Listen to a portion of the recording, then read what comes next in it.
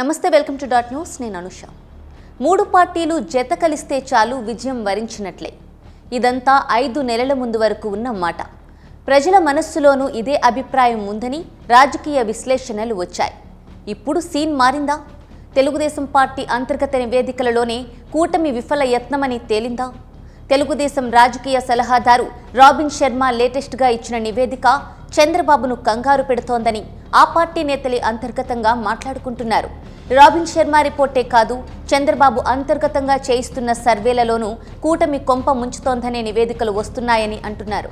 సీట్ల సర్దుబాటు అయితేనేమి, పార్టీలో అసమ్మతి, కూటమి పార్టీల మధ్య ఓట్ల బదిలీ అంత సులువు కాదని టీడీపీలోనే పెద్ద చర్చ జరుగుతోంది.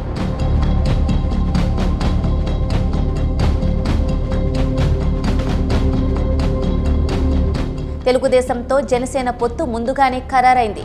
రెండు పార్టీలు కలిసి బీజేపీని పొత్తు కోసం ఒప్పించడం నానా గగనమైపోయింది.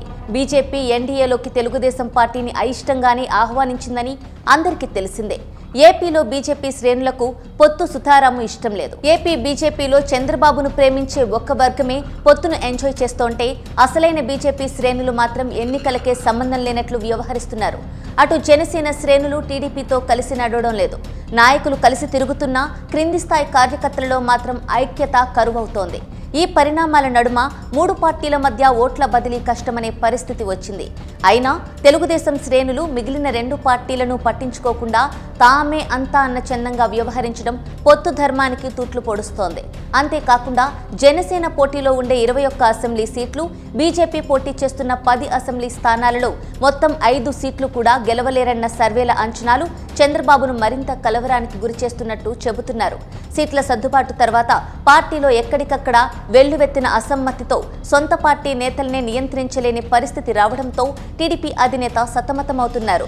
ఏదైనా కూటమి కట్టకముందు ఒక లెక్క, కూటమి తరువాత ఒక లెక్క చందంగా పార్టీ శ్రేణుల మధ్య ఐక్యత కోసం చంద్రబాబు ప్రయత్నిస్తున్నారు.